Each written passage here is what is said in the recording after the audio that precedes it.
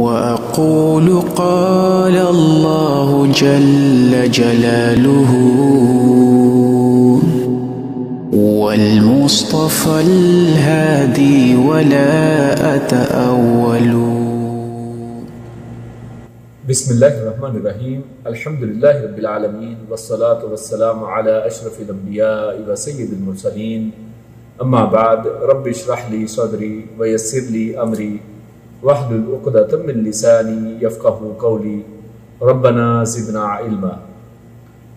قرآن حکیم کے 29ویں اور 30ویں پارے کی تفسیر کا خلاصہ پیش کیا جا رہا ہے، اور 29ویں پارے کا آغاز سورۃ الملک سے ہوتا ہے، جو بڑی ہی عظیم صورت ہے. اور یہ اس صورت کے بارے میں نبی اکرم صلی اللہ علیہ وسلم نے ارشاد فرمایا کہ 30 آیتوں والی یہ صورت یہ قیامت والے دن اپنے پڑھنے والے کے لیے سفارش کرے گی. اور پیارے رسول صلی اللہ علیہ وسلم نے ہر رات سونے سے پہلے اس کو پڑھنے کا حکم فرمایا ہے، اور ہم سب کو چاہیے کہ اس کو اپنی رات کے اعمال کے اندر سے بنائیں. اس صورت کے آغاز میں اللہ رب العزت نے ارشاد فرمایا الذی خلق الموت والحیات لیبلوکم ایکم احسن عملا. اللہ رب العزت نے یہاں پر بڑی ہی ایک عجیب بات کی ہے. اللہ رب العزت ارشاد فرماتے ہیں کہ اللہ رب العزت نے موت اور حیات کو تخلیق کیا ہے. یعنی اس سے ایک ایسی بات ہمارے سامنے آتی ہے کہ ہم مخلوقات کی بہت سی جو قسمیں جانتے ہیں، ان میں موت اور حیات بھی اصل میں اللہ رب العزت کی مخلوقات ہیں. اور آپ سب جانتے ہیں کہ اللہ رب العزت کی ہر مخلوق اس کو فنا ہے. اس کا مطلب ہے کہ موت کو بھی فنا ہے اور حیات کو بھی فنا ہے. یعنی حیات بھی آخر کار ختم ہونے والی چیز ہے، کیونکہ یہ بھی مخلوق ہے. اور ایسا ہی ہوتا ہے، انسان جب اپنی زندگی کے اندر آخری ایام میں آتا ہے تو آخر کار اس کی زندگی کا خاتمہ ہو جاتا ہے، پھر اس کے بعد موت آ جایا کرتی ہے. اور اسی طرح اللہ رب العزت موت کے حوالے سے حدیث کے اندر ہمارے سامنے یہ واضح بات آتی ہے کہ قیامت والا دن ہوگا، اللہ رب العزت جہنمیوں اور جنتیوں کو ایک جگہ پر اکٹھا کر لیں گے، اور ان کے درمیان میں موت کو ایک مینڈھے کی شکل میں ذبح کر دیا جائے گا، جس سے جنتی خوش ہو جائیں گے کہ اب ہمیشہ ہمیں جنت میں رہنا ہے، اور جہنمیوں کے دل بیٹھ جائیں گے کہ اب یہاں پر موت آنے والی نہیں ہے. تو اللہ رب العزت فرماتا ہے کہ اللہ رب العزت نے موت اور حیات کو تخلیق کیا ہے. کیا مقصد ہے ان کی تخلیق کا؟ لیبلوکم ایکم احسن عملا. پہلی چیز یہ کہ تاکہ وہ تم کو آزمائے، لیبلوکم، تاکہ تمہاری آزمائش کرے. لیکن اللہ رب العزت جب ہر چیز کو جاننے والے ہیں، اللہ رب العزت کو تو ہر چیز کا معلوم ہے، تو پھر اللہ رب العزت آزما کیوں رہے ہیں؟ تو اصل میں اس آزمائش کا مقصد یہ ہے کہ اللہ رب العزت قیامت والے دن سب لوگوں کے سامنے یہ بات واضح کر دے کہ کون جنتیوں والے اعمال کرنے والا تھا، اور کسی پر کوئی ظلم نہیں ہو رہا ہے. یعنی جن لوگوں کو جہنم کے اندر داخل کیا جا رہا ہے، اصل میں ان کے اوپر کوئی ظلم نہیں ہو رہا ہے، بلکہ ان کے اعمال ہی ایسے ہیں کہ انہوں نے اپنے اعمال کے ذریعے سے جہنم کو حاصل کیا ہے، اور جنت والوں نے اپنے نیک اعمال کے ذریعے سے اللہ رب العزت کی رضا کو حاصل کیا ہے، اور اللہ کے فضل سے وہ جنت کے اندر داخل ہوئے ہیں. تو اللہ رب العزت چاہتے ہیں کہ ایک نظام عدل جو ہے قیامت والے دن میزان اور عدل قائم ہو، اور اس عدل کا تقاضا یہ ہے کہ لوگوں کو آزمایا جائے اور ان کے میرٹ کے اوپر ان کو جنت اور دوزخ کے اندر داخل کیا جائے. اور اللہ رب العزت فرماتا ہے کہ یہ آزمائش کیا ہے؟ لیبلوکم ایکم احسن عملا. اللہ چاہتا ہے کہ اللہ تم میں سے دیکھ لے کہ کون احسن، یعنی بڑے ہی بہترین اعمال کرنے والا ہے. اور یہاں پر احسن عملا کہا گیا ہے، یہ نہیں کہا گیا ہے کہ ایکم اکثر عملا. اللہ نے یہاں پر کثرت کی بات نہیں کی ہے، اعمال کے اندر کثرت نہیں چاہیے. اللہ رب العزت کوانٹٹی کو نہیں دیکھتے ہیں، بلکہ اللہ رب العزت یہاں پر کوالٹی کی بات کرتے ہیں کہ کس کے اعمال سب سے بہترین ہوں گے، ان کو دیکھا جائے گا. ان کو نہیں دیکھا جائے گا کہ کس کے اعمال زیادہ ہیں. لہٰذا یہ جو بہت لمبی لمبی نمازیں پڑھنے والے اور بہت لمبے لمبے جو ہیں سارا سال روزہ رکھنے والے، ایسے لوگوں کے لیے اللہ رب العزت نے واضح طور پر بیان کر دیا ہے کہ اللہ رب العزت کو اعمال کے اندر کوالٹی چاہیے. اور اسی طرح نبی اکرم صلی اللہ علیہ وسلم نے ارشاد فرمایا کہ سب سے بہترین عمل یہ ہے کہ وہ اس کے اندر دوام ہو، چاہے وہ تھوڑا ہی عمل کیوں نہ ہو لیکن ہمیشگی اس کے اندر ہو. تو یہ اصل میں اللہ کے نبی صلی اللہ علیہ وسلم نے ارشاد فرمایا. اور اسی طرح صحابہ کرام جب اللہ کے پیارے رسول سے پوچھا کرتے تھے اعمال کے حوالے سے، تو بڑے سمجھدار لوگ تھے، وہ اللہ کے نبی صلی اللہ علیہ وسلم سے پوچھا کرتے تھے کہ اللہ کے نبی ایو اعمالی افضل، کہ کون سے اعمال سب سے افضل ہیں. وہ یہ نہیں کہا کرتے تھے کہ کون سے اعمال جو ہیں وہ سب سے زیادہ ہمیں کرنے چاہیے، بلکہ کہتے تھے کہ افضل ترین اعمال کون سے ہیں. یعنی کوالٹی کے اوپر فوکس کیا گیا اسلام کے اندر، اور اس کو ہی دیکھا جائے گا، اسی کو جانچا پرکھا جائے گا۔ اس کے بعد اللہ رب العزت نے اس صورت کے اندر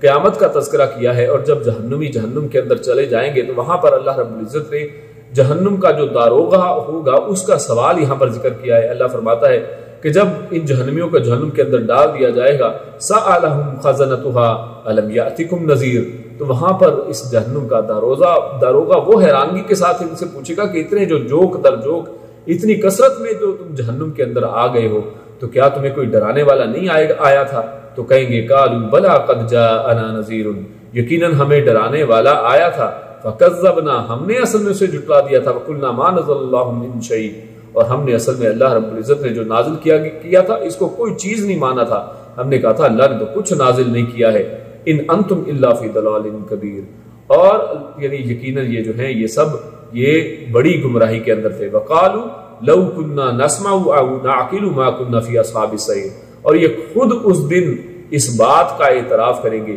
کہ اگر یہ سنتے ہوتے، یعنی اگر انہوں نے اللہ کی بات اور اللہ کے نبی کی بات پر کام دھرے ہوتے،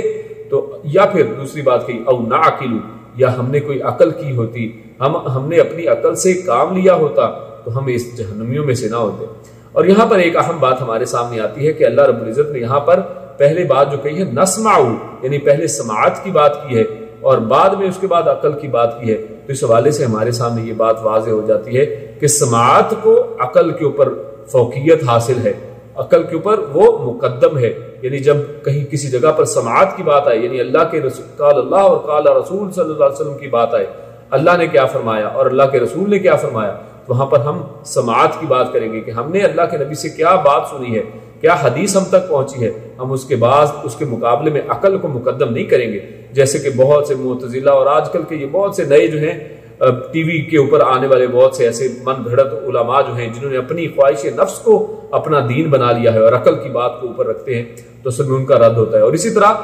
نقل کو بھی عقل کے اوپر تقدیم حاصل ہے، مقدم ہے، کہ عقل کو نہیں دیکھا جائے گا بلکہ قرآن و حدیث کے اندر یعنی نقل کیا ہوا ہے، یہ جو روایتی جس کو طریقہ روایت کہا جاتا ہے، اصل میں اس کی بات کی جائے گی کہ جس میں ہر چیز سمیت اور سمینا اور اخبرنا کے ذریعے سے ہم تک پہنچی ہے، ہم اس کو دیکھیں گے جس میں نقل در نقل ایک کے بعد دوسرے راوی نے آج تک، یعنی آج ایک عالم یہاں سے بیٹھ کر اپنے سے لے کر نبی اکرم صلی اللہ علیہ وسلم کی قدموں تک اپنی سند کو پہنچا سکتا ہے، اور یہ اصل میں نقل ہے جو سماعت کے ساتھ، سننے کے ساتھ ہم تک پہنچی ہے۔ تو اصل میں یہ نقل جو ہے اور یہ اسی طرح یہ جو سماعت ہے یہ عقل کے اوپر مقدم ہے، تو اس کا اظہار اور اس کا اعتراف خود یہ جہنمی وہاں پر کر لیں گے۔ اس کے بعد ہمارے سامنے سورۃ الملک ہی کے اندر اگلی آیت ہمارے سامنے آتی ہے، اور اس میں اصل میں بہت سی آیات اس سورت کے اندر ایک ہی جیسی آتی ہیں جن کا آغاز ایک ہی طرح سے ہوا ہے، اور ان آیات کے اندر ایک لفظ کامن ہمیں ملتا ہے۔ اللہ فرماتا ہے اَأَمِنْتُم مَّن فِي السَّمَاءِ، اور بار بار یہی لفظ آتا ہے اَأَمِنْتُم مَّن فِي السَّمَاءِ، اور اس میں ایک اہم بات جو نوٹ کرنے کی ہے، اللہ رب العزت نے اصل میں اپنے حوالے سے بات کی ہے کہ کیا تم لوگ فکر مند ہو گئے ہو اس ہستی سے کہ جو آسمانوں کے اندر ہے، کہ جو تمہیں فلاں فلاں عذابوں میں مبتلا کرے، یا پھر وہ جس نے تم پر فلاں فلاں چیزیں جو نعمتیں نازل کی ہیں، یا وہ تمہارے پانی کو اگر وہ لے جائے اور پانی کو اتنا گہرا کر دے کہ تم اس کو نکالنے کے قابل نہ رہو، یا اللہ رب العزت جو ہے یخسف بکم الارض، اللہ زمین ہی کو دھسا دے، یعنی مختلف اعمال اور مختلف کاموں کی بات وہاں پر کی گئی ہے، لیکن جو اہم نقطے کی بات ہوئی ہے کہ اللہ رب العزت نے بار بار فرمایا کہ کیا تم بے فکرے ہو گئے ہو۔ پہلی چیز تو یہ کہ انسان کس طرح سے بے فکرہ ہو سکتا ہے، انسان اللہ رب العزت کی عظمت کا کیوں قدردان نہیں ہے، کیوں وہ نہیں سمجھتا ہے کہ اللہ کی پکڑ بہت بڑی ہے اور اللہ رب العزت پکڑ سکتے ہیں۔ اور دوسری بات یہ کہ اللہ فرماتا ہے من فی السماء، کہ جو آسمانوں میں ہے، بار بار یہ کہا جا رہا ہے کہ جو آسمانوں میں ہے وہ تمہیں پکڑ لے، کیا تم اس سے بے فکرے ہو گئے ہو؟ تو اس آیت میں بھی اللہ رب العزت نے بڑے واضح انداز میں اپنے بارے میں بتایا ہے کہ اللہ رب العزت عرش کے اوپر ہے اور عرش آسمانوں کے اوپر ہے۔ اس کے بعد ہمارے سامنے سورۃ القلم آتی ہے، اور سورۃ القلم کے آغاز میں اللہ رب العزت نے نبی اکرم صلی اللہ علیہ وسلم کی تمام جملہ صفات کو ایک چھوٹے سے جملے کے اندر سمو دیا ہے۔ اللہ فرماتا ہے وَإِنَّكَ لَعَلَىٰ خُلُقٍ عَظِيمٍ، کہ پیارے حبیب صلی اللہ علیہ وسلم جو ہے بے شک آپ لَعَلَىٰ خُلُقٍ عَظِيمٍ، آپ عظیم خلق کے اوپر ہیں، یعنی یہاں پر لَعَلَىٰ یعنی تاکید کے ساتھ یہاں پر تاکیدی جملہ ہے کہ آپ یقیناً اخلاق کے اوپر ہیں، یعنی یہاں پر اخلاق کے اندر نہیں کہا ہے کہ آپ کے اندر اخلاق ہے، بلکہ کہا گیا ہے کہ آپ اخلاق کے اوپر ہیں، یعنی اخلاق جو ہے اللہ کے نبی صلی اللہ علیہ وسلم جیسے جیسے یعنی عمل کرتے جاتے ہیں وہی اصل میں اخلاق بنتا چلا جاتا ہے۔ نبی اکرم صلی اللہ علیہ وسلم کی ہر عمل، اللہ کے نبی صلی اللہ علیہ وسلم کی ہر ادا اصل میں وہ اخلاق ہے، اور اسی لیے فرمایا کہ آپ اخلاق کے اوپر ہیں۔ اس کے بعد اللہ رب العزت اسی صورت کے اندر سورۃ القلم میں آگے ارشاد فرماتا ہے، اللہ فرماتا ہے انا بلوناہم کما بلونا اصحاب الجنۃ اذ اقسموا لیصرمنها مصبحین۔ یہاں پر اصل میں اللہ رب العزت نے ایک باغ والوں کا قصہ بیان کیا ہے، اور یہ بڑا ہی اہم قصہ ہے۔ اصل میں یہ ایک باغ ایک بڑے نیک شخص کا تھا اور بڑی برکت والا باغ تھا، اور یہ شخص اس باغ میں سے جو بھی بہت بہترین پھل اگا کرتے تھے اس کی تمام جو کمائی تھی اس کے 3 حصے کیا کرتا تھا، اور ایک حصہ وہ یعنی غریبوں کے اندر تقسیم کر دیا کرتا تھا، دوسرا حصہ اس کا رشتہ داروں کے اندر تقسیم کر دیا کرتا تھا، اور اس کا ایک حصہ وہ اپنے لیے رکھا کرتا تھا۔ اب وہ شخص جب اس دنیا کے اندر نہیں رہا اور یہ باغ اس کی اولاد کو منتقل ہوتا ہے تو یہ ناخلف قسم کی اولاد یہ کیا کرتی ہے، یعنی یہ اس کے بارے میں اللہ رب العزت یہاں پر ارشاد فرماتے ہیں کہ جب ان کے پاس یہ باغ آیا ہے تو یہ قسمیں کھاتے ہوئے نکلے ہیں کہ ہم اس باغ کے اندر سے کسی کو کوئی حصہ نہیں دیں گے، اور ہم اس باغ کے اندر سے جو کچھ بھی نکلے گا ہم ان غریبوں کو پتہ بھی نہیں لگنے دیں گے کہ جن کو ہمارا باپ یعنی اپنے باپ کو یہ بیوقوف سمجھتے ہیں اور کہتے ہیں کہ یہ تو ایسے غریبوں کے اندر لٹاتا رہے۔ اور آج بھی ہم دیکھیں تو بہت سی اولاد اسی طرح کی ہے کہ اگر ان کا والد نیک تھا، اللہ کے راستے میں خرچ کرنے والا تھا، تو وہ یہ سمجھتے ہیں کہ شاید یہ بیوقوف تھا ہمارے لیے تو اس نے کچھ بچایا ہی نہیں ہے۔ تو یہ بھی اولاد اسی طرح کی بات کرتی ہے، تو اللہ رب العزت فرماتے ہیں، اور ساتھ یہ بھی کہتی ہے وَلَا يَسْتَثْنُونَ، اور یہ کہتے ہیں کہ کل صبح ہم تو یہاں سے سارا جو ہے نا اس کے پھل وہ نکال لیں گے، وَلَا يَسْتَثْنُونَ، اور وہ اس کے اوپر انشاءاللہ بھی نہیں کہتے ہیں، اور یعنی یہ بھی نہیں کہتے کہ ہم اگر اللہ نے چاہا تو ہم سارا وہاں سے جو اس کا پھل ہے وہ نکال لیں گے، اور انشاءاللہ کہے بغیر کہتے۔ اس سے مفسرین نے یہ بھی بات کی ہے کہ اگر انسان کوئی برا بھی کام کر رہا ہے اگر انشاءاللہ کہہ دے تو اللہ رب العزت اس کے اندر سے بھی خیر نکال دیتے، لیکن انہوں نے تو انشاءاللہ بھی نہیں کہا ہے، اس لیے اللہ فرماتا ہے فَطَافَ عَلَيْهَا طَائِفٌ مِّن رَّبِّكَ وَهُمْ نَائِمُونَ، جب وہ رات کو سو رہے تھے، ابھی صبح ہی نہیں ہوئی تھی، انہوں نے تو صبح کا پلان بنایا تھا، اللہ رب العزت نے فرمایا کہ راتوں رات اس کے اوپر ایک چکر لگانے والی چیز چکر لگا گئی، یعنی اللہ رب العزت نے اس کے اوپر اپنی مخلوق کے کسی کو بھیجا اور سب باغ کو تباہ برباد کر دیا ہے۔ اور جب وہ صبح اٹھے ہیں تو باغ اس طرح تھا کہ جیسے ایک کٹی ہوئی فصل ہوتی ہے، یعنی اس کا کوئی پرسان حال نہیں ہے۔ اور اس کے بعد اللہ فرماتا ہے کہ اس کے بعد فَانْطَلِقُوا وَهُمْ يَتَخَافَتُونَ، پھر یہ بڑے چھپتے صبح اٹھے ہیں اور اس انداز میں نکلے ہیں کہ آج ہم نے کسی کو پتہ نہیں چلنے دینا ہے، اور ہم چھپتے چھپاتے جائیں گے اور باغ میں سے ہر چیز وہاں سے لے آئیں گے، سارا پھل ہم اپنے پاس رکھیں گے۔ اور اللہ فرماتا ہے اللہ يَدْخُلَنَّهَا الْيَوْمَ عَلَيْكُمْ مِسْكِينٌ، اور واپس میں یہ بھی باتیں کرتے جا رہے ہیں کہ آج ہم نے کسی مسکین کو اپنے قریب بھی نہیں آنے دینا ہے، ایویں ہمارا باپ جو ہے مسکینوں کو کھلاتا پلاتا تھا، آج تو ہم نے کسی مسکین کو قریب نہیں آنے دینا، سارے کا سارا پھل ہم خود ہی لے آئیں گے۔ تو اس کے اوپر یعنی وہ جب آگے پہنچتے ہیں تو وہاں پر باغ ہی نہیں ہے، یعنی یہ تو سمجھتے ہیں، پہلے تو ان میں سے کچھ لوگ سمجھتے ہیں کہ شاید ہم راستہ بھول گئے ہیں، لیکن ان میں سے جو ایک تھا وہ جو تھوڑا درمیانہ تھا، اس کے بارے میں اللہ فرماتا ہے کہ ان میں سے جو ایک درمیانے درجہ تھا قال اوسطهم، یہاں پر اوسط سے مراد یعنی یہ بھی لیا جا سکتا ہے کہ ان میں یعنی ایکسٹریمسٹ جو نہیں تھا بلکہ سینٹر میں تھا، یہ پہلے بھی شاید ان کو سمجھاتا تھا، یہ وہ کہتا ہے کہ الم اقل لکم لولا تسبحون، کہ کیا میں نے تم پہلے نہیں کہا تھا کہ تم اللہ کی تسبیح بیان کرو، یعنی یہ سارے کے اوپر انشاءاللہ کہنے کی بجائے تم ایک تو سارا کام اس طرح سے خراب کر رہے تھے، اس کے اوپر انشاءاللہ بھی نہیں کیا ہے، اور اللہ رب العزت کو یاد نہیں تم نے رکھا ہے، اور اللہ کے حکموں کی نافرمانی کی ہے۔ قالوا سبحان ربنا انا كنا ظالمین، تو اس کے اوپر سب جو ہیں ان کو پھر یقین آ جاتا ہے کہ یقیناً یہ اصل میں ہم راستہ نہیں بھولے ہیں، یہ ہمارا ہی باغ ہے اور اس کو تباہ کر دیا گیا ہے، اور وہ اپنے ظلم کا وہاں پر اقرار کرتے ہیں۔ اس کے بعد اللہ رب العزت نے سورۃ القلم کے اندر آگے چل کر اللہ ارشاد فرماتا ہے کہ قیامت والا دن ہوگا، اللہ فرماتا ہے یوم یکشف عن ساق ویدعون الی السجود فلا یستطیعون، کہ قیامت والے دن اللہ رب العزت اپنی پنڈلی مبارک سے کپڑے کو ہٹائیں گے، اپنی پنڈلی کو ظاہر کریں گے۔ تو یہاں سے ایک تو اللہ رب العزت کی ایک اور صفت ہمارے سامنے آتی ہے کہ اللہ رب العزت کی پنڈلی ہے، ہاں وہ کیسی ہے ہم اس کی تشبیہ بیان نہیں کرتے، ہم اس کی مثال تمثیل بیان نہیں کرتے، ہم اس کو رد نہیں کرتے ہیں کہ اللہ کی کوئی پنڈلی نہیں ہے، جو اللہ نے فرما دیا ہم اس کے اوپر ایمان لاتے ہیں، ہاں اس کی کیفیت ہم بیان نہیں کرتے، وہ ویسے ہے جیسے اللہ رب العزت کو لائق ہے۔ اللہ فرماتا ہے وَيُدْعَوْنَ إِلَى السُّجُودِ، اور اس دن ان لوگوں کو سجدے کے لیے بلایا جائے گا، فَلَا يَسْتَطِيعُونَ، لیکن ان کے کمرے وہ اس دن پھٹوں کی طرح سخت ہو جائیں گی اور وہ اپنی کمروں کو جھکا نہیں پائیں گے، وہ سجدے کے اندر جا ہی نہیں سکیں گے۔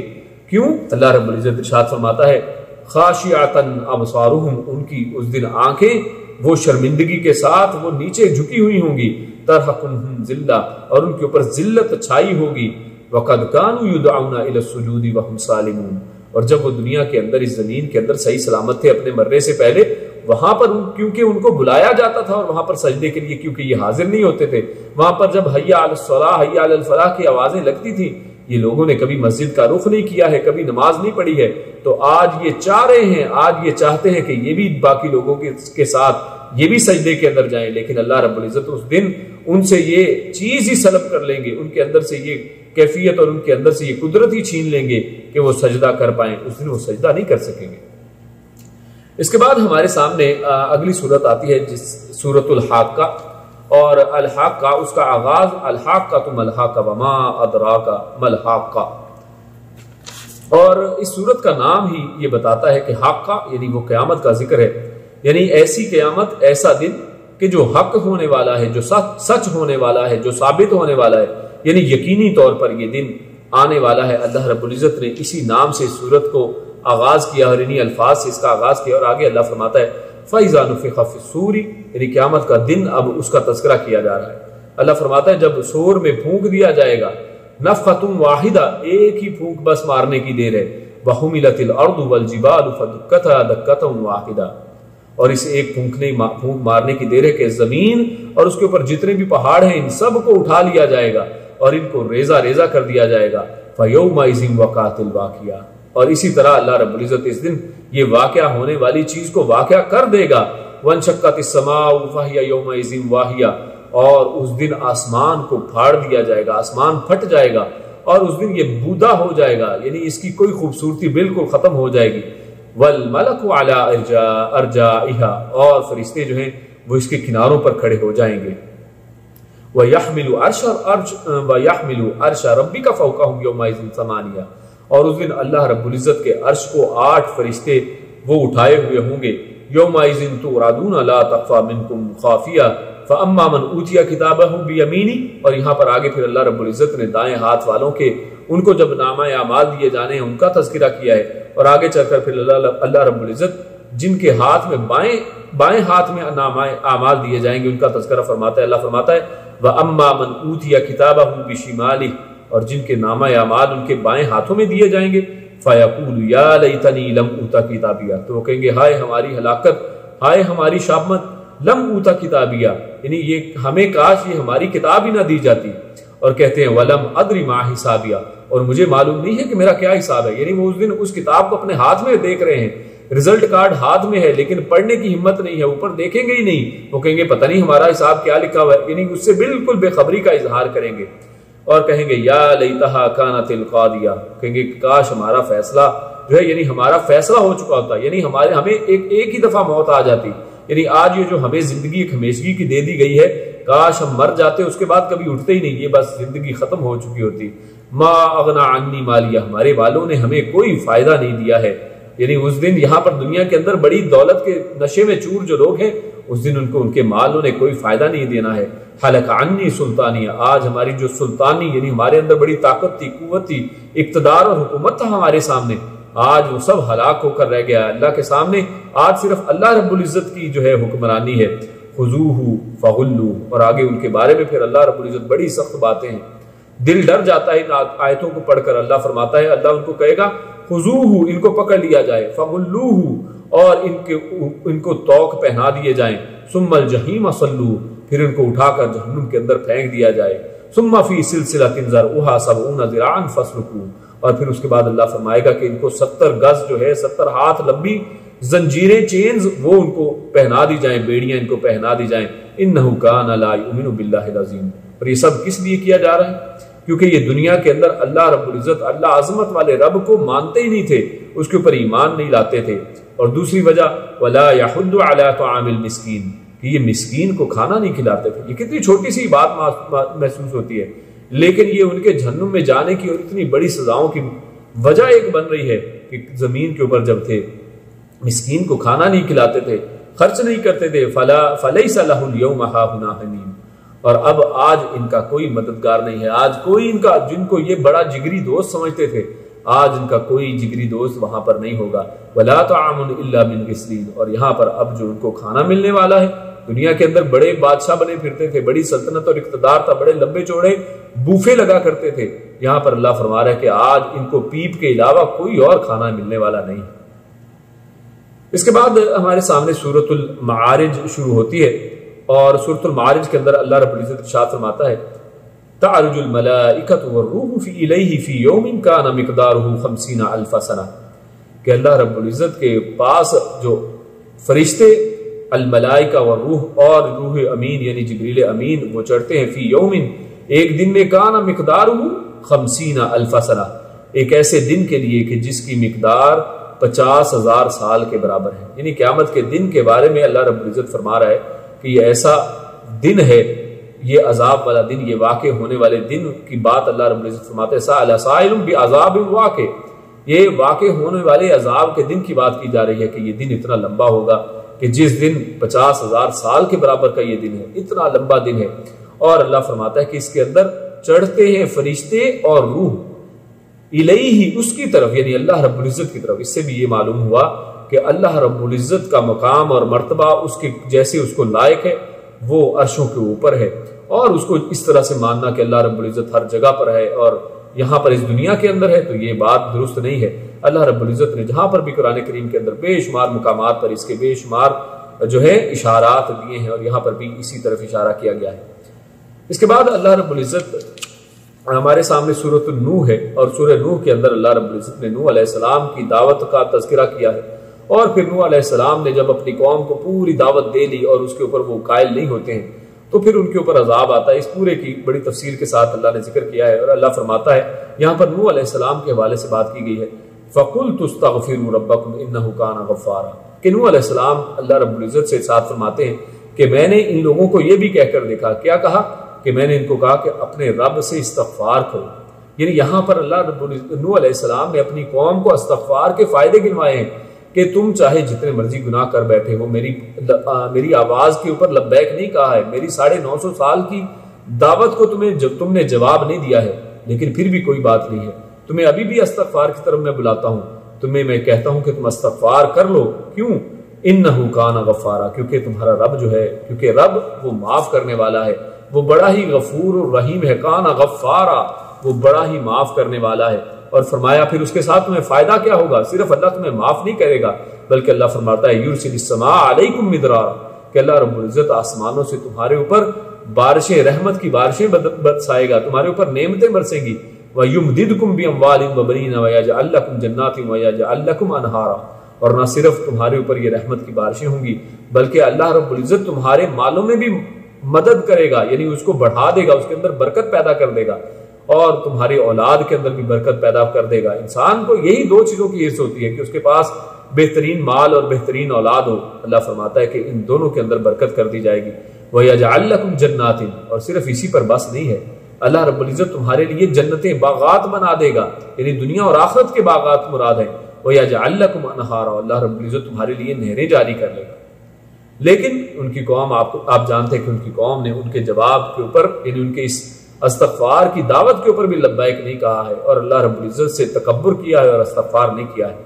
لیکن استغفار بہت بڑی نعمت ہے. اور بلکہ عمر بن خطاب رضی اللہ تعالیٰ عنہ جب ان کے زمانے میں قحط پڑتا ہے، تو عمر بن خطاب نے جب استسقاء کی نماز پڑھائی ہے، تو عمر بن خطاب رضی اللہ تعالیٰ نے اس میں صرف اللہ رب العزت سے استغفار ہی کیا ہے، کیونکہ یہ استغفار ایسی چیز ہے کہ جو اللہ رب العزت کی طرف سے رحمت کی بارشیں کرنے والی چیز ہے، اور یقیناً اس کے اندر یہ تمام فضائل موجود ہیں. اس کے بعد ہمارے سامنے سورۃ الجن آتی ہے، جس کا کچھ تذکرہ پہلے بھی ہو چکا ہے کہ جنوں کا ایک گروہ جب طائف کے قریب سے وادی نخلا کے پاس سے گزرتا ہے اور اللہ کے نبی صلی اللہ علیہ وسلم کی آواز کو سنتا ہے اور اس کے اوپر لبیک کہتا ہے، ایمان لے کر آتا ہے، انہی جنوں کا ایک تعجب بڑا یہاں پر جملہ ذکر کیا گیا ہے. وہ جن کہتے ہیں کہ وَأَنَّا ظَنَنَّا أَلَّن تَقُولَ الْإِنسُ وَالْجِنُّ عَلَى اللَّهِ كَاذِبًا، کہ ہم نے تو کبھی یہ سوچا ہی نہیں تھا، ہم نے تو کبھی یہ خیال ہی اور گمان ہی نہیں کیا ہے کہ انسان اور جن اللہ رب العزت کے اوپر جھوٹ باندھیں گے. یعنی یہ جو آج شرک کی محفلیں جم چکی ہیں، آج یہ لوگ اللہ رب العزت کے اوپر طرح کے جھوٹ بولتے ہیں کہ فلاں کو فلاں ولایت مل گئی ہے، فلاں کے ہاتھ میں اللہ نے فلاں قدرت رکھ دی ہے، فلاں کے ہاتھ میں اللہ نے پانی رکھ دیا ہے، فلاں کے ہاتھ میں بارش رکھ دی ہے، فلاں کے ہاتھ میں فلاں نعمت رکھ دی ہے، یہ اپنی طرف سے بنائی ہوئی چیزیں، اور فلاں کا نام غوث رکھ دیا، کسی کا نام حاجت روا مشکل کشا رکھ لیا، ہم نے ہر چیز اپنے پاس سے بنا لی ہے، اس کی کوئی دلیل موجود نہیں ہے۔ اور یہ خود یہ جو جنات ہیں یہ کہتے ہیں کہ ہم نے تو کبھی یہ سوچا نہیں تھا کہ انسان اس طرح سے بھی کر سکتے ہیں، اور وہ کہتے ہیں وَأَنَّهُ كَانَ رِجَالٌ مِّنَ الْإِنسِ يَعُوذُونَ بِرِجَالٍ مِّنَ الْجِنِّ فَزَادُوهُمْ رَهَقًا۔ اور دوسری چیز کے اوپر بھی تعجب کرتے ہیں کہ یعنی ہم تو یہ سوچ ہی نہیں سکتے کہ اللہ کی پناہ کو چھوڑ کر انسان جنوں کی پناہ کے اندر آ جائیں گے، یعنی کیسی یہ عجیب بات ہے۔ تو اس کے اوپر یہ تعجب کا اظہار کرتے ہیں، اور آگے اسی صورت کے اندر مزید انہی کے حوالے سے تفصیل ہمارے سامنے آتی ہے۔ اس کے بعد ہمارے سامنے سورۃ المزمل آتی ہے، اور اس سورۃ المزمل کے اندر اللہ رب العزت نے تہجد کے بارے میں سب سے شروع میں ارشاد فرمایا ہے، اور ایک اہم بات یہ ہے کہ سورۃ المزمل بالکل شروع کی صورتوں کے اندر سے ہے، یعنی وہاں پر اس وقت قرآن کریم کی صرف چند جو ہیں یعنی وحی جو ہے نازل ہوئی ہیں، صرف چند آیات اللہ کے پیارے رسول کی طرف ہیں، لیکن اللہ کے نبی صلی اللہ علیہ وسلم کو فرمایا جا رہا ہے قم اللیل الا قلیلا نصفہ او انقص منہ قلیلا، کہ آپ رات کے تھوڑے حصے میں جاگیں، یا پھر آدھی رات یا اس سے تھوڑا کم، یا پھر اس کے بعد آگے فرمایا او زد علیہ، یا اس سے تھوڑا زیادہ، اور فرمایا ورتل القرآن ترتیلا، اور قرآن کریم کو ٹھہر ٹھہر کر تھوڑا تھوڑا کر کے بڑے اچھے انداز سے آپ اس کو پڑھیے۔ اور یہاں سے یہ پتہ چلتا ہے کہ قرآن مجید تو ہے ہی وہاں پر اس وقت تھوڑا سا نازل ہوا ہے، تو اصل میں تہجد کے اندر اللہ کے نبی صلی اللہ علیہ وسلم کا بھی معمول یہ تھا کہ وہاں پر بھی کثرت نہیں ہے، یہ نہیں کہ ایک ہی رات کے اندر قرآن کریم کو ختم کرنا ہے، بلکہ پیارے رسول صلی اللہ علیہ وسلم کی سنت تمہارے سامنے حدیث میں یہ آتی ہے کہ اللہ کے نبی بعض اوقات ایک ہی رات کے اوپر پوری یعنی پورے رات کی تہجد ایک آیت کے اوپر گزار دیتے تھے، ایک ہی آیت کے اوپر پورا قیام گزار دیتے تھے، اسی کو بار بار پڑھتے تھے، اسی کے اندر غور و فکر کرتے اور اسی کے اوپر روتے رہتے تھے۔ یعنی ہمیں بھی چاہیے کہ آیات کے اوپر غور و فکر کریں، بجائے اس کے اندر کہ ہم گنتی پوری کریں، اس کی بجائے ہمیں چاہیے کہ آیات کے اوپر غور و فکر کریں۔ اللہ فرماتا ہے انا سنلقی علیک قولا ثقیلا، اللہ فرماتا ہے کہ یقیناً ہم جلدی آپ کے اوپر ایک بھاری جو ہے قول اس کو ڈالنے والے ہیں، اور اس سے مراد اصل میں قرآن کریم ہے۔ اللہ رب العزت نے قرآن کریم کے اندر دو چیزوں کا نام ثقیل کے طور پر لیا ہے، ایک قیامت والا دن ہے اور ایک قرآن کریم ہے۔ یعنی قیامت والا دن جو بھاری دن ہے، اصل میں اس دن یہی بھاری کلام جو اللہ کے نبی صلی اللہ علیہ وسلم پر نازل کیا گیا، یہ قرآن کریم ہے، یہی اصل میں اس دن بچانے والا ہے، یہی اس دن فائدہ دینے والا ہے۔ اس لیے ہمیں چاہیے کہ اس قول ثقیل کو ہم اپنا لیں اور اس کے اوپر غور و فکر کریں۔ اس کے بعد اللہ رب العزت نے سورۃ المدثر وہ ہمارے سامنے وہ آتی ہے، اور سورۃ المدثر میں اللہ رب العزت نے ارشاد فرمایا ہے کل نفس بما کسبت رہینہ، کہ ہر نفس اپنے اعمال کے بدلے اللہ رب العزت کے پاس رہن میں ہے۔ یعنی اس کا مطلب یہ ہے کہ ہر شخص نے اعمال کے ذریعے سے اپنی جان کو رہن سے آزاد کروانا ہے۔ اگر کوئی شخص اعمال کر کے نہیں جاتا ہے تو اس کی جان پہلے سے ہی رہن کے اندر ہے، گروی رکھوائی گئی ہے۔ رہن آپ سب جانتے ہیں، یہ گروی رکھوائی ہوئی چیز، جب انسان کسی چیز کو کسی بدلے میں گروی رکھ دیتا ہے تو اللہ فرماتا ہے کل نفس، ہر جان بما کسبت، اپنے اعمال کے بدلے میں گروی ہے۔ اگر وہ برے اعمال کرتا ہے تو اس کے برے اعمال کی وجہ سے اس کی جان کو، اس کے نفس کو جہنم کے اندر ڈال دیا جائے گا، اور اسی طرح اچھے اعمال کے بدلے میں اس کی جان کو جنت کے اندر داخل کر دیا جائے گا۔ انسان جنت اور دوزخ کا حقدار اپنے اعمال کی وجہ سے ٹھہرے گا۔ اس کے بعد اللہ رب العزت نے جو اصحاب الیمین جو ہیں دائیں ہاتھ والے، ان کا ذکر کیا۔ اللہ فرماتا ہے الا اصحاب الیمین، ہاں یہ اصحاب یمین اس رہن سے فارغ ہو جائیں گے، اور اللہ فرماتا ہے کہ وہ وہاں پر فی جنات یتساءلون، یہ جنتوں میں جب جائیں گے تو وہاں پر یہ سوال کریں گے، کیونکہ دنیا کے اندر بہت سے لوگوں کے ساتھ ہی ملتے جلتے تھے، اٹھتے بیٹھتے تھے، ان کی فرینڈشپ ہلکا اور سرکل ہوا کرتا تھا۔ وہاں پر یہ پوچھیں گے، یہ آپس میں سوال کریں گے عن المجرمین، مجرموں کے بارے میں، کہ یار فلاں شخص کا کیا بنا، وہ کدھر ہے، اور ان کے بارے میں پوچھا جائے گا، اور ان سے اللہ رب العزت ان کا ڈائریکٹ کوئی رابطہ کروا دے گا۔ وہ کیسے ہوگا اللہ بہتر جانتا ہے، کیونکہ یہ جنت کے اندر ہیں، دوسرے جہنمی جہنم کے اندر ہیں، مجرم جہنم کے اندر ہیں، لیکن اللہ رب العزت ان کا مکالمہ کرواتا ہے، اور یہ اللہ رب العزت کی ذات اس قدرت کو رکھتی ہے۔ اللہ فرماتا ہے کہ یہ مجرموں کے ساتھ اللہ تعالیٰ ان کی بات کروائے گا، فرمائیں گے ما سلککم فی سقر، کہ اے مجرموں تمہیں جہنم کے اندر کس چیز نے ڈال دیا ہے، تم کس طرح سے جہنم کے اندر پہنچ گئے ہو۔ قالوا، تو اس کے اوپر وہ جواب کیا دیں گے، یہ مجرم جو جہنمی لوگ ہیں یہ کیا جواب دیں گے، دنیا کے اندر تو یہ حالانکہ اکٹھے رہتے تھے، اب جہنم کے اندر آ گئے ہیں، کیا وجہ بنی ہے؟ فرمایا قالوا، وہ کہیں گے جہنمی لم نک من المصلین، یہ بہت غور کرنے کی بات ہے کہ یہ وہاں پر کوئی لمبی چوڑی اور باتیں نہیں کریں گے کہ ہم زنا کرتے تھے، ہم قتل کرتے تھے، ہم چوری ڈکیتی کرتے تھے. ایک بات کہی ہے انہوں نے کہا کہ لم نکن من المصلین. سب سے پہلی وجہ بتائی ہے کہ ہم نماز نہیں پڑھتے تھے. تو میرے بھائیوں جو نماز آج نہیں پڑھتے ہیں سنبھل جائیں کہ اللہ رب العزت نے یہاں پر ایک ایک چیز ہمارے سامنے اس قرآن کے اندر واضح کر دی ہے. نماز نہ پڑھنے والے اس دن جہنم کے اندر ہیں، اور حالانکہ دنیا کے اندر اکٹھے رہتے تھے لیکن نماز نہیں پڑھتے تھے، آج جہنم کے اندر ٹھکانہ ہے. اور دوسری وجہ بتائی وَلَمْ نَكُن نُطْعِمُ الْمِسْكِينَ، اور ہم مسکین کو کھانا نہیں کھلاتے تھے. اور تیسری بات بتائی وَكُنَّا نَخُوضُ مَعَ الْخَائِضِينَ، اور جو لوگ اس وقت انکار کیا کرتے تھے ہم اس وقت انہی کے ساتھ، انکار کرنے والوں کے ساتھ بیٹھ کر ان کے ساتھ ہم مباحثے وغیرہ کرتے تھے ان کی طرف سے. یعنی ان مسلمانوں کے ساتھ ہم بحث و مباحثے کے اندر پڑے رہتے تھے کہ جناب انکار کرنے والوں کی طرف سے ہم ان کی ٹیم میں شامل ہوا کرتے تھے. اور فرمایا وَكُنَّا نُكَذِّبُ بِيَوْمِ الدِّينِ، اور ہم اس یوم دین یعنی یہ بدلے کے دن کا بھی انکار کرتے تھے. حتیٰ آتانا الیقین، حتیٰ کہ اب یقین ہمیں آ گیا، یعنی حتیٰ کہ یہ یقینی بات یعنی موت ہمارے پاس آ گئی، یہ قیامت کا دن ہمارے سامنے آ گیا، اور آج یہ ساری چیزیں ہمارے سامنے واضح ہو چکی ہیں. اس کے بعد اللہ رب العزت نے سورۃ القیامہ ہمارے سامنے آتی ہے. اللہ رب العزت نے یہاں پر نفس کے بارے میں بتایا ہے، اور نفس کی اصل میں مختلف حالتیں ہیں، یا کہہ سکتے ہیں کہ 3 طرح کے نفس ہوا کرتے ہیں. تو اللہ رب العزت نے یہاں پر ان کی اقسام کا ذکر کیا. اللہ فرماتا ہے لا اقسم بیوم القیامہ، قیامت کے دن کی قسم کھا کر، اور فرمایا ولا اقسم بالنفس اللوامہ. تو اصل میں 3 طرح کے نفس ہیں. ایک نفس وہ ہے جس کو نفس الامارہ کہتے ہیں، یعنی یہ وہ نفس ہے جو انسان کو برائی کے اوپر ابھارتا ہے. امارہ یعنی امر کرتا ہے، حکم دیتا ہے برائی کا. تو یہ سب سے زیادہ خطرناک، سب سے زیادہ غلط نفس ہے کہ جو انسان اتنی برائیوں میں ملوث ہو جائے کہ اس کے بعد انسان جو ہے برائیاں کرتا چلا جائے. اور دوسرا نفس یہاں پر اس سے مراد لی گئی ہے یعنی نفس اللوامہ. یہ وہ نفس ہے جو ملامت کرتا رہتا ہے، یعنی جب انسان کوئی برائی کر لیتا ہے تو اس کے اوپر یہ ضمیر جس کو کہتے ہیں، ضمیر کی آواز،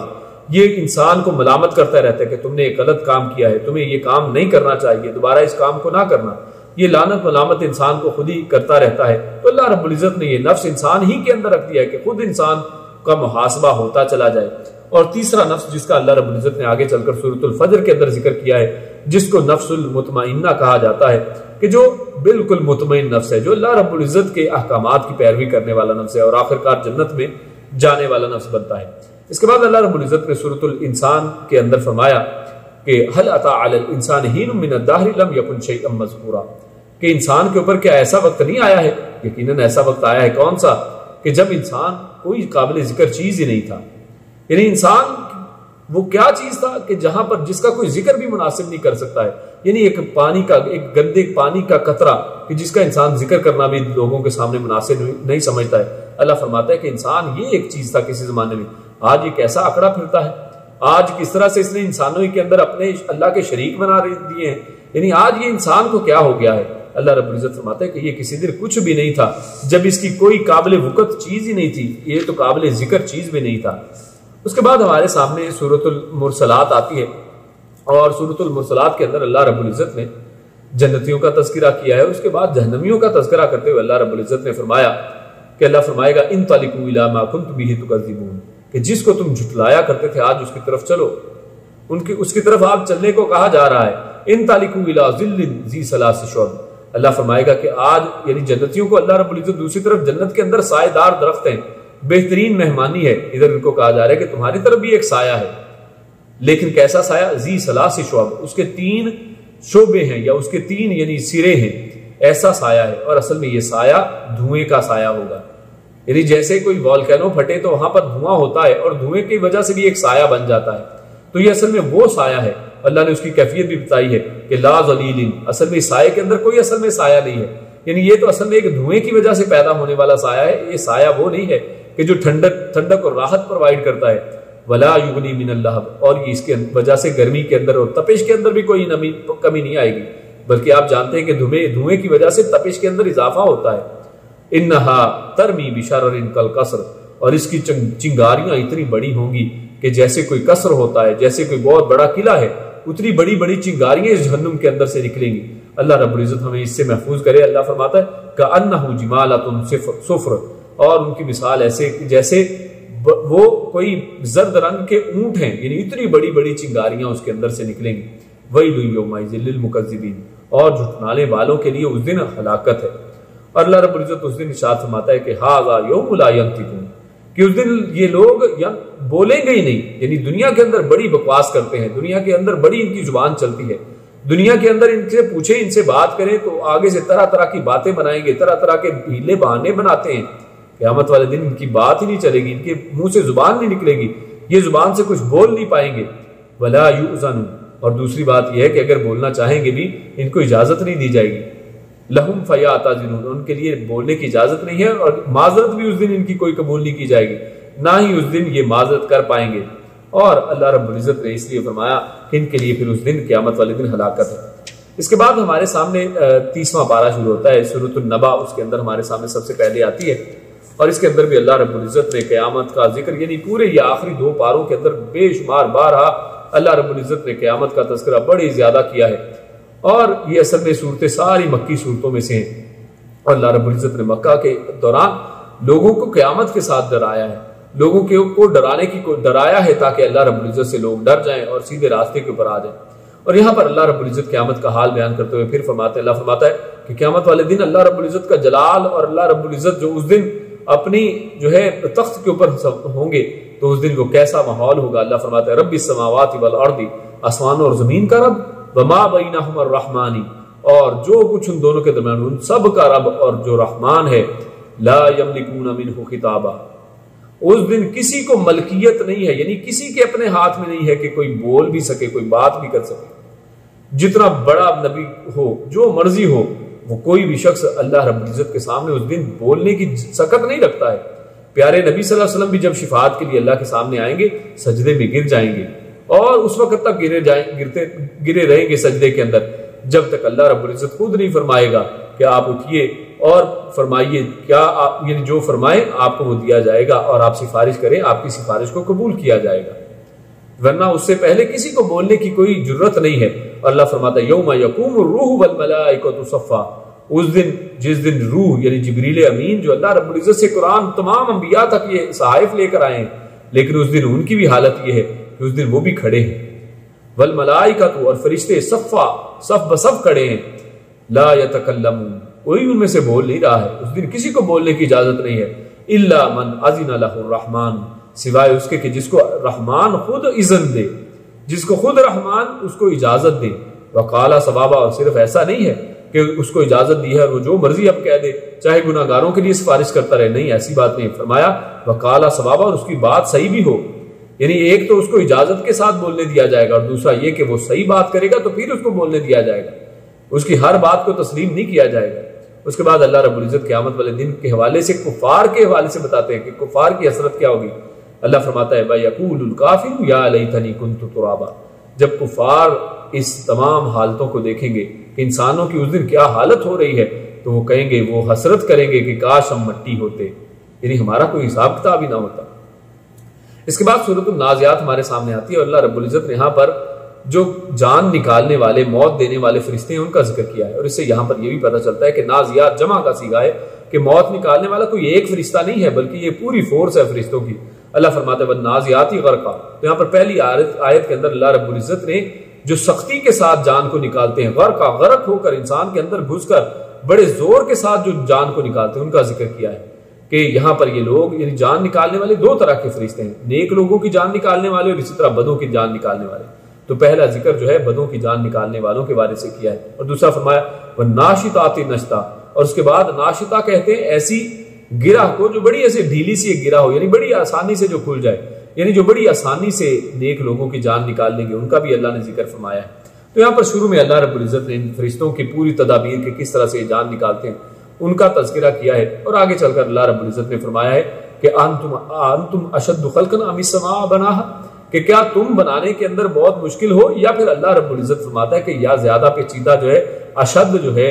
یعنی شدت کے اندر زیادہ سخت، ورنہ اللہ رب العزت کے لیے سب ایک ہی جیسا ہے، کن فیکون۔ اللہ ہمیں سمجھانے کے لیے کہتے ہیں کہ تم اپنے بارے میں سمجھتے ہو کہ تمہیں کیسے دوبارہ زندہ کیا جائے گا، کوئی مسئلہ ہی نہیں ہے، تم کو تو کچھ بھی نہیں ہو۔ اللہ رب العزت نے آسمانوں کو بنایا ہے، اتنے بڑے بڑے آسمانوں کو جس رب نے بنایا تو ہمارا بنانا اس کے لیے کوئی بھی مشکل نہیں ہے۔ اس کے بعد ہمارے سامنے سورہ عبس آتی ہے، اور سورہ عبس کے اندر اللہ رب العزت نے انسان کا پورا لائف سائیکل چند آیات کے اندر بہت چھوٹے چھوٹے الفاظ کے اندر بیان فرما دیا. اللہ فرماتا ہے کہ من نطفۃ خلقہ فقدر. اللہ رب العزت نے نطفے سے انسان کو پیدا کیا. یہ انسان کی حقیقت ہے, ایک نطفے سے اس کو پیدا کیا گیا. فقدر, پھر اس کے بعد اس کی ایک تقدیر مقرر کر دی ہے. ثم السبیل یسرا, پھر اس کے لیے راستوں کو آسان کر دیا. یعنی یہ دین اللہ نے پرووائڈ کر دیا ہے, راستے آسان کر دیے ہیں, دنیا کے اندر رہنے کی تمام آسائشیں دے دی ہیں.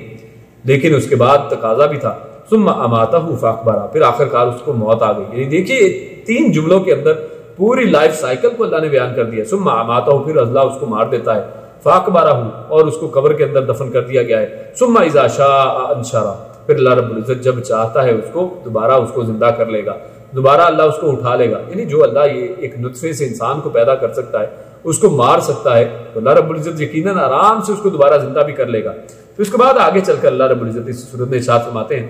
اللہ فرماتے ہیں فَإِذَا جَاءَتِ الصَّاخَّةُ, یعنی جس دن کان پھاڑنے والی آ جائے گی. یعنی یہ قیامت کا ذکر ہے کہ قیامت کی یہاں پر ایک اور نام اور ایک اور ذکر اس کا کر دیا گیا ہے کہ یہ قیامت ایسی ہے کہ جس کے اندر اتنی زیادہ آواز ہے کہ کان پھاڑ دے گی. اللہ فرماتے ہیں جس دن یہ قیامت آ جائے گی تو اس دن حالت لوگوں کی بتائی جا رہی ہے کہ آج دنیا کے اندر لوگ کس طرح آپس میں جڑ جڑ کر بیٹھتے ہیں اور ایک دوسرے کی خاطر حلال حرام ایک کر دیتے ہیں, ایک دوسرے کی مدد میں بعض اوقات کوئی قاتل کے بہن بھائی اس قاتل کی مدد کرتے رہتے ہیں, حق کا ساتھ نہیں دیتے ہیں. اللہ فرماتا ہے یوم یفر المرء من اخیہ, تو سب سے پہلے انسان جس کا ساتھ چھوڑے گا وہ اس کا بھائی ہے. دنیا کے اندر بھائیوں کی خاطر کیا کچھ کرتے ہیں, اللہ فرماتا ہے سب سے پہلے جو ساتھ چھوڑ دے گا وہ بھائی ہے. وَأُمِّهِ وَأَبِيهِ, اور اس کے بعد انسان اپنے ماں باپ کو چھوڑ دے گا, جس کی خاطر جن سے دنیا میں اتنی محبت کرتا ہے ان کو چھوڑ دیا جائے گا. اور اس کے بعد جس بیوی کے ساتھ بیوی کی خاطر لوگ ماں باپ کو چھوڑ دیتے ہیں, وہاں پر اس بیوی کو بھی چھوڑ دیا جائے گا. وَصَاحِبَتِهِ وَبَنِيهِ, اور آخر میں فرمایا کہ اس کی اولاد کو بھی. انسان اپنی بیوی کو بھی چھوڑ دیتا ہے لیکن بچوں کو پکڑنے کی کوشش کرتا ہے, بچوں کو ساتھ رکھنے کی کوشش کرتا ہے. اس دن اولاد کو بھی انسان کہے گا سب کو لے لیا جائے اور مجھے چھوڑ دیا جائے, ان سب کو جہنم میں ڈال دو, اس کے بدلے میں میری جان کو بخش دیا جائے. اللہ فرماتے ہیں لِكُلِّ امْرِئٍ مِّنْهُمْ يَوْمَئِذٍ شَأْنٌ يُغْنِيهِ, اس دن ہر ایک کی اپنی ہی ایک حالت ہوگی, ہر ایک جو ہے اپنی ہی کیفیت کے اندر ہوگا اس دن. یعنی ایک عجیب و غریب سا سما اللہ رب العزت نے فرمایا ہے کہ کسی کو کسی کی کوئی فکر نہیں ہوگی. اس کے بعد اللہ رب العزت نے سورۃ التکویر کے اندر اللہ رب العزت نے ایسا ایک سین سما باندھا ہے کہ جس کے اندر یعنی قیامت کا ہی کا تذکرہ ہے, اور ایسا لگتا ہے کہ جیسے یہ پورا جو سٹیج اللہ رب العزت نے سجایا ہے اب اس سٹیج کو ڈسمنٹل کرنے کی, اب اس کو اتارنے کا موقع آ گیا ہے. اور اللہ فرماتا ہے اذا الشمس کورت, کہ جب سورج جو ہے اس کو لپیٹ لیا جائے گا, یعنی سورج کو لپیٹ لیا جائے گا. آگے فرمایا اذا النجوم انکدرت, اور جیسے کہتے ہیں کہ لائٹس آف کر دی جائیں گی, اس دن ستاروں کی روشنی کو ختم کر دیا جائے گا. وَإِذَا الْجِبَالُ سُيِّرَتْ, اور پہاڑ جو یہاں پر جمے ہوئے ہیں اس دن وہ چلا دیے جائیں گے. وَإِذَا الْإِشَارُ أُطِّلَتْ, اور اس دن جو 10 ماہ کی حاملہ اونٹنی ہے جس کو آج دنیا کے اندر بہت اہمیت حاصل ہے, بڑی مہنگی ملتی ہے, اس دن اس کو چھوڑ دیا جائے گا, کسی کو اس کی فکر نہیں ہوگی, سب کو اپنی اپنی فکر پڑی ہوگی. وَإِذَا الْوُحُوشُ حُشِرَتْ, اور جس دن تمام جنگلی جانور ان کو بھی اکٹھا کر دیا جائے گا, حالانکہ جانور ایک جگہ پہ اکٹھے نہیں ہوتے ہیں. وَإِذَا الْبِحَارُ سُجِّرَتْ, اور جس دن سمندر پھٹ پڑیں گے. اور اللہ رب العزت نے قیامت کا اتنا زبردست قسم کا نقشہ یہاں پر کھینچا ہے کہ جس سے رونگٹے کھڑے ہو جاتے ہیں. اللہ فرماتا ہے کہ اس کے بعد آگے فرمایا وَإِذَا الصُّحُفُ نُشِرَتْ, کہ جس دن صحیفے نشر کر دیے جائیں گے. یہ بہت ہی خطرناک بات ہے. انسان کو اگر اس دن اپنا رزلٹ اگر کہیں چھپا کر دے دیا جائے تو شاید انسان کی عزت بچ جائے. اللہ فرماتا ہے اس دن تو صحیفے یعنی انسانوں کے جو رزلٹ آنے والے نشر کیے جائیں گے, براڈ کاسٹنگ سسٹم ہے, ان کو نشر کر دیا جائے گا, ہر ایک دیکھ لے گا, اور انسان کی وہاں پر عزت کا یعنی وہ شرازہ بکھر جائے گا. اللہ فرماتا ہے وَإِذَا السَّمَاءُ كُشِطَتْ, اور جس دن آسمان کی کھال اتار دی جائے گی. یعنی کیا وہ دن ہے کہ جس کے بارے میں اللہ فرمایا ہے کہ آسمان کی کھال اتار دی جائے گی, وہ کیا دن ہوگا. اللہ رب العزت اس دن کی ہولناکیوں سے ہمیں محفوظ کر فرمائے, اور یقیناً اللہ رب العزت ایمان والوں کو اس دن جو ہے اطمینان بخشے گا. اللہ فرماتا ہے وَمَا تَشَاءُونَ إِلَّا أَن يَشَاءَ اللَّهُ رَبُّ الْعَالَمِينَ, کہ دنیا میں یہاں پر لوگ بڑے بڑے پلان بناتے ہیں اور سمجھتے ہیں کہ جناب ہم اپنے پلان کے مطابق عمل کریں گے. اللہ فرماتا ہے کہ تم پروردگار کی چاہت کے علاوہ تو اپنی چاہت بھی کوئی نہیں کر سکتے ہو. یعنی تم جتنے مرضی پلان بنا لو, اللہ کی چاہت کے علاوہ تم اپنی چاہت بھی اس کے اوپر بھی عمل نہیں کر سکتے ہو. لہٰذا تمہیں چاہیے کہ اللہ کی چاہت کے مطابق چلو تاکہ اللہ رب العزت بھی تمہاری چاہت کا پاس رکھے. اس کے بعد اللہ رب العزت سورۃ الانفطار کے اندر ارشاد فرماتا ہے یا ایھا الانسان ما غرک بربک الکریم, کہ اتنی قیامت کی باتیں ہیں اللہ نے فرمائی. اس سورت کی شروع میں بھی قیامت کا ذکر فرمایا ہے, اور اللہ فرماتا ہے کہ تمہیں کیا ہو گیا ہے, کون سی چیز تمہیں رب کریم سے بھلا یعنی کہ یاد سے تمہیں بھلا دیا ہے، کس چیز نے تمہیں بھلا چھوڑا ہے؟ یا ایھا الانسان، اے انسان، ما غرک، کس نے تمہیں دھوکے میں ڈال دیا ہے؟ بربک الکریم، اپنے کریم رب سے، یعنی رب تو تمہارا اتنا کریم، تمہیں مہربان ہے، تمہیں معاف کرنے کے لیے تیار ہے، کس چکر میں پڑ گئے ہو، کس کے پیچھے لگ گئے ہو؟ ان سب اس کے چکر سے نکلو اور اللہ رب العزت جو کریم رب ہے اس کے پیچھے جاؤ۔ یہ در در کی جو ٹھوکریں کھاتے ہو، یہ درگاہوں کے چکر لگاتے ہو، ہاتھ کے اندر اتنی جگہ نہیں ہے کہ جتنے دھاگے تم نے باندھ رکھے ہیں، پاؤں کے اندر دھاگے ہیں، گلے کے اندر دھاگے لٹکا رکھے ہیں۔ میرے بھائیو، ایک رب جو ہے وہ کہہ رہا ہے کہ میری طرف آ جاؤ۔ اللہ فرماتا ہے کہ تمہیں کس نے یہ سارے دھوکے کے اندر ڈال دیا ہے؟ اس شیطان کے دھوکے کے اندر سے نکل آؤ اور ایک رب کی طرف تمہیں آ جانا چاہیے۔ اس کے بعد اللہ رب العزت آگے سورۃ المطففین آتی ہے اور اس کا آغاز اللہ رب العزت نے ویل سے کیا، فرمایا ویل للمطففین۔ قرآن کریم کے اندر دو صورتیں ایسی ہیں کہ جن کا آغاز ویل سے کیا گیا ہے، ایک یہ سورۃ المطففین اور اسی طرح ویل لکل ہمزۃ لمزہ، یہ دو صورتیں ویل سے آغاز ہے۔ ایک اس صورت کے اندر ویل المطففین کے اندر اللہ رب العزت نے اصل میں یہ جو مال کے اندر ڈنڈی مارنے والے، جب تولنے والے تھے تو صحیح طرح سے تولتے نہیں تھے، دیتے تھے تو ہلکا دیتے تھے، لیتے تھے تو بھاری لیتے تھے، یعنی اس طرح سے جو ڈنڈی مارنے والے لوگ ہیں ان کا ذکر کیا ہے، اور وہاں پر اللہ رب العزت نے اخلاق کے اندر جو ڈنڈی مارنے والے لوگ ہیں وہاں ان کا ذکر کیا ہے، جو چغلی کرنے والے ہیں، غیبت کرنے والے ہیں ان کا ذکر، اور دونوں کے اندر ویل سے آغاز کیا کہ ہلاکت ہے ایسے لوگوں کے لیے۔ اور اللہ رب العزت نے اس صورت کے اندر مزید ارشاد فرمایا ہے کہ جب روحوں کو قبض کیا جاتا ہے تو ان کے اندر دو مقامات ہیں۔ اللہ فرماتا ہے سجین ہے ایک اور ایک علیین ہے۔ سجین وہ لوگ ہیں کہ جو بدکار ہیں، ان کی روحوں کو سجین میں رکھا جاتا ہے، اور اسی طرح جو علیین ہے یعنی جو نیک لوگ ہیں ان کی روحیں علیین میں رکھی جاتی ہیں۔ اور آگے چل کے اللہ رب العزت ارشاد فرماتا ہے جنتیوں کا تذکرہ کرتے ہوئے اللہ فرماتا ہے ختامہ مسک، کہ ان کو وہاں پر شرابیں پلائی جائیں گی کہ جن کے اوپر جو سیل ہوگی وہ مسک کی ہوگی۔ وفی ذالک فلیتنافس المتنافسون، اور جنت کی ان نعمتوں کے لیے ریس لگانے والوں کو چاہیے کہ ریس لگائیں، ان جنتوں کی نعمتوں کو حاصل کرنے کے لیے انہیں چاہیے کہ زور لگائیں، کوشش کریں۔ اور یہاں پر اصل میں ان لوگوں کا رد ہے کہ جو لوگ یہ دعویٰ کرتے ہیں کہ انسان کو جنت کے حصول کے لیے کوشش نہیں کرنی چاہیے۔ بعض صوفی حضرات اور رابعہ بصری صوفیہ جو ہیں اس کے بارے میں یہ ایک مقولہ مشہور ہے کہ وہ کہتی تھی کہ میرا دل کرتا ہے کہ میں جنت کو آگ لگا دوں کہ ان لوگوں کے لیے کہ جو لوگ جنت کی خاطر عبادت کرتے ہیں، اور میں دوزخ کو بجھا دوں اس پانی سے کہ لوگ جو ہے دوزخ کے ڈر سے جو ہے عبادت کرتے ہیں۔ عبادت صرف اللہ کی رضا کے لیے کرنی چاہیے، تو یقیناً اللہ کی رضا کے لیے بھی عبادت کرنی چاہیے، لیکن میرے بھائی قرآن کریم ہمیں اور خود اللہ رب العزت قرآن کریم کے اندر یہ ارشاد فرماتا ہے کہ جنت کے حصول کے لیے بھی آپ، یعنی یہ بھی اصل میں اللہ کی رضا کو حاصل کرنے کا ایک ذریعہ ہے، اللہ کی رضا کے ساتھ یہ حاصل ہونے والی چیزیں ہیں، اور ان کے لیے بھی اس کے ساتھ اللہ رب العزت نے منع نہیں فرمایا ہے، بلکہ اللہ رب العزت نے خود فرمایا ہے کہ ریس لگانے والے، دوڑ لگانے والے، کوشش کرنے والوں کو چاہیے کہ اس کے لیے بھی کوشش کریں۔ اس کے بعد ہمارے سامنے سورۃ البروج آتی ہے، اور اس کے اندر اللہ رب العزت نے اصحاب الاخدود کا تذکرہ کیا ہے کہ جن کو سب کو ان ظالم حکمرانوں نے اوپر یعنی عرشوں پر بیٹھے تھے، اور سامنے ان کے سامنے گرم تیل کے کڑاہوں کے اندر مسلمانوں کو، مومنوں کو ڈالا جاتا ہے، اور مومن ایمان کو نہیں چھوڑتے ہیں بلکہ اپنے ایمان کو بچا لیتے ہیں اور اپنی جانوں کو قربان کر دیتے ہیں۔ ایسے بہترین مومنوں کی بات ہے۔ اور یہاں پر ایک بچے کا بھی تذکرہ ملتا ہے کہ جس کی والدہ اس بچے کو اٹھائے ہوئے، وہ ابھی گود کے اندر ہے، دودھ پیتا بچہ ہے، لیکن وہ اپنی والدہ کو کہتا ہے، یعنی والدہ اس بچے کی وجہ سے سوچتی ہے کہ میں ان کا کہنا مان لیتی ہوں اور اس بچے کو بھی بچا لوں گی، تو لیکن وہ بچہ کہتا ہے کہ میری اے ماں تو ایمان کو بچا، اور وہ بچے سمیت جو ہے وہ تیل کے کڑاہے کے اندر کود پڑتی ہے۔ اس کے اوپر اللہ رب العزت ارشاد فرماتا ہے ان الذین فتنوا المؤمنین والمؤمنات ثم لم یتوبوا فلہم عذاب جہنم ولہم عذاب الحریق۔ اللہ فرماتا ہے کہ جن لوگوں نے ایمان والے مردوں اور عورتوں کو اتنے بڑے فتنے، اتنے بڑی مصیبت، اتنی بڑی آزمائش کے اندر مبتلا کیا تھا، یہ ان کفار و ظالموں نے، اللہ ان کے بارے میں بھی فرماتا ہے ثم لم یتوبوا، یعنی اللہ رب العزت نے وہاں پر بھی گنجائش رکھی تھی کہ انہوں نے پھر توبہ ہی نہیں کی، یعنی اگر یہ توبہ کر لیتے تو اللہ ان کو بخش دیتا، یعنی اتنا بڑا ظلم و ستم کرنے والے۔ اللہ کی رحمت کا اندازہ لگائیے، اللہ کتنا غفور الرحیم ہے۔ اللہ ان کے بارے میں فرماتا ہے کہ اگر یہ توبہ کرتے اللہ ان کو معاف کر دیتا، لیکن انہوں نے توبہ ہی نہیں کی ہے۔ اللہ رب العزت تو ان کو مقام حسرت کے طور پر کہتے ہیں کہ ان لوگوں نے توبہ ہی نہیں کی ہے، ثم لم یتوبوا، تو اس وجہ سے اللہ فرماتا ہے ان کے لیے عذاب جہنم ہے، ولہم عذاب الحریق۔ اور یہیں پر اس صورت میں اللہ فرماتا ہے ان بطش ربک لشدید، کہ جو گناہ گار لوگ ہیں انہیں اللہ رب العزت سے بے پرواہ نہیں ہونا چاہیے، اللہ رب العزت کی پکڑ بہت سخت ہے۔ اور اس کے بعد ہمارے سامنے سورۃ الطارق آتی ہے، اور یہ ان صورتوں میں سے ہے جس کو عشاء کی نماز میں پڑھا جاتا ہے۔ سورۃ الاعلیٰ، سورۃ الغاشیہ ہمارے سامنے آتی ہیں، اور یہ صورتیں جن کو عشاء کے اندر بھی اور اسی طرح جمعے کی نماز میں پڑھا جاتا ہے، ان کی بڑی فضیلت، اور اسی طرح عید کی نمازوں کے اندر ان کو پڑھا جاتا ہے۔ اور سورۃ الغاشیہ کے اندر اللہ رب العزت نے بڑی اہم بات کی ہے۔ اللہ فرماتا ہے عاملۃ ناصبہ، کہ اللہ فرماتا ہے کہ ایسے لوگ اس دن وہاں پر، یعنی ایسے لوگ ہوں گے کہ وہ اعمال کر کر کے گڑ گئے ہوں گے، اعمال کر کر کے تھک گئے ہوں گے، لیکن اللہ فرماتا ہے تصلی نارا حامیہ، ان کو یعنی حامیہ گرم آگ کے اندر ڈال دیا جائے گا۔ کیوں؟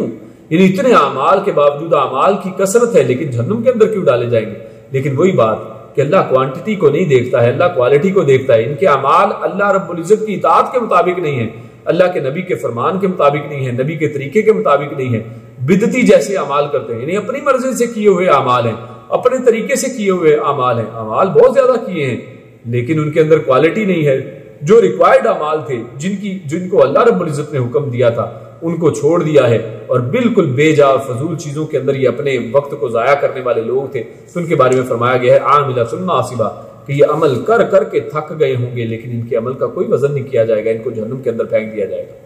اور اس کے بعد سورۃ الفجر آتی ہے، جس کے اندر شروع کی آیات میں اللہ رب العزت نے 10 راتوں کی قسم کھائی ہے، اور یہ 10 راتیں یہ ذوالحجہ کی پہلی 10 راتیں ہیں کہ جن کی بہت زیادہ فضیلت آئی ہے۔ ان دنوں کے اندر کیا ہوا عمل جو ہے بہت زیادہ جو ہے اجر رکھتا ہے، سوائے اس کے ایسے شخص، ایسے جہاد کرنے والے کے کہ جو مال اور جان کے ساتھ نکلا اور نہ مال واپس آیا نہ جان واپس آیا، وہ تو اس دن کے عمل سے زیادہ اجر والا ہے، ورنہ اس کے علاوہ کوئی بھی عمل جو ہے اس سے زیادہ اجر والا عمل نہیں ہے ان 10 دنوں میں کیے ہوئے عمل سے زیادہ۔ اور یہیں پر اس سورت کے آخر میں اللہ رب العزت نے نفس المطمئنہ ان کا بھی ذکر کیا ہے کہ جو نفس مطمئنہ ہے، اللہ رب العزت ان کو حکم دے گا کہ اللہ رب العزت کی جنتوں کے اندر اور اللہ کی رضا کے اندر داخل ہو جائیں۔ اس کے بعد ہمارے سامنے سورۃ الانشراح کے اندر اللہ رب العزت ارشاد فرماتے ہیں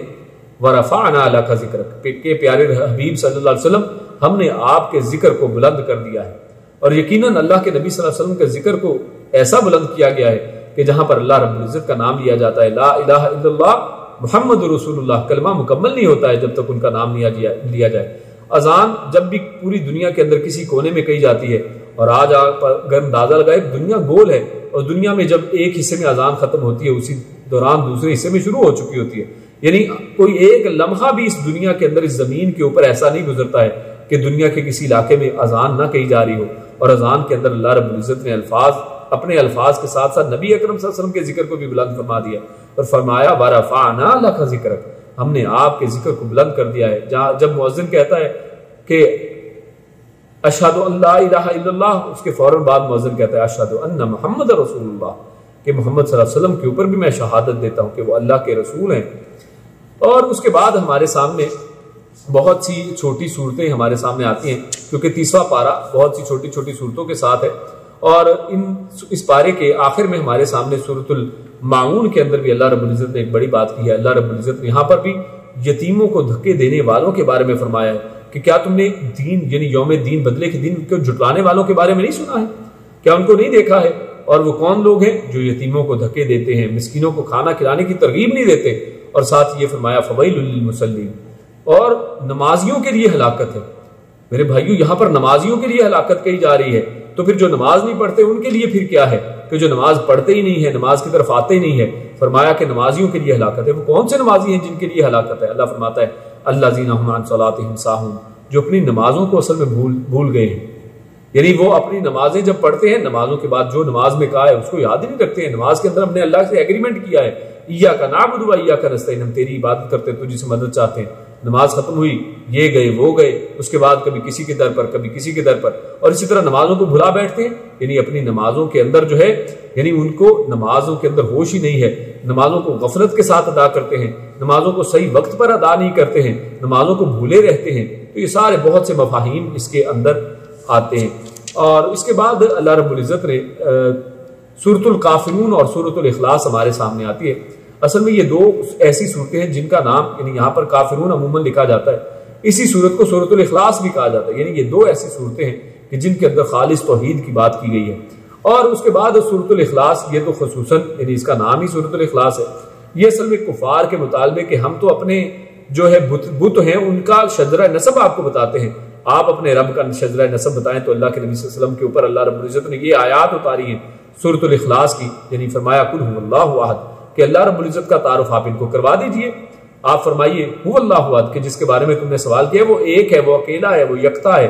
اس کا کوئی دو نہیں ہے کہ جیسے لوگوں کے ساتھ اس کی بیوی ہوتی ہے، بچے ہوتے ہیں، ایسا معاملہ نہیں ہے۔ اللہ اکیلا ہے، اللہ الصمد، اور بے نیاز ہے۔ یعنی تم یہ سمجھتے ہو کہ اللہ رب العزت کسی سے پوچھ کے چلے گا، کہ کہتے ہیں کہ اللہ کا پکڑا چھڑائے محمد، اللہ رب العزت کسی سے پوچھ کے نہیں چلتا ہے۔ اللہ بے نیاز ہے، اللہ رب العزت کے اوپر کسی کا جبر نہیں ہے، کسی کا زور نہیں ہے، کسی کی زبردستی نہیں ہے۔ اللہ رب العزت جو چاہتے ہیں وہ کرتے ہیں، اور اللہ رب العزت کو کسی کی حاجت اور ضرورت نہیں ہے۔ پوری کائنات اللہ رب العزت کو چھوڑ دے، پوری کائنات اللہ کی تسبیح کرنا بند کر دے، اللہ رب العزت کی ربانیت کے اندر اس کی کبریائی کے اندر ایک ذرہ برابر بھی فرق نہیں پڑتا ہے۔ اللہ فرماتا ہے لم یلد ولم یولد، نہ اس نے کسی کو جنا ہے اور نہ وہ کسی سے جنا گیا ہے۔ آج یہ لوگ کہتے ہیں، اور یلید اور یولد کا مطلب یہ ہے کہ نکلنا۔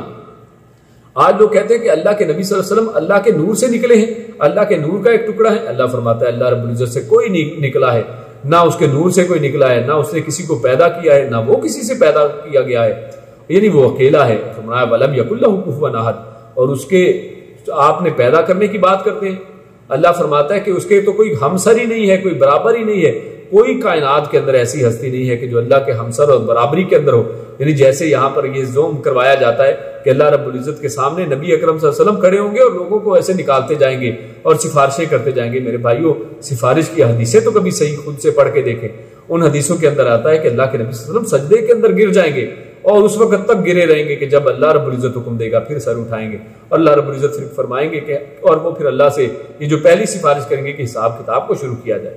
اور اس کے بعد جیسے ہم پہلے سورہ نبا کے اندر پڑھا ہے کہ صرف وہ اجازت ملے گی اس شخص کے لیے اجازت، یعنی وہاں پر شفاعت کی دو چیزیں ہوں گی۔ پہلی یہ کہ کس کے لیے سفارش کرنی ہے یہ بھی بتایا جائے گا، یعنی ہر ایک کے لیے سفارش کی اجازت بھی نہیں ہوگی۔ جس کے لیے سفارش جائز ہے صرف اس کے لیے سفارش کی اللہ رب العزت اجازت دے گا۔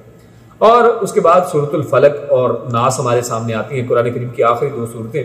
بڑی عظیم صورتیں ہیں، اور انہی کو اصل میں معوذتین بھی کہتے ہیں، یعنی دو پناہ دینے والی صورتیں، اور ان کے ذریعے سے اصل میں جادو کا علاج بھی کیا گیا ہے۔ نبی اکرم صلی اللہ علیہ وسلم کے اوپر جب جادو کیا گیا تو اس کا علاج بھی اس کے اندر ہمیں ملتا ہے۔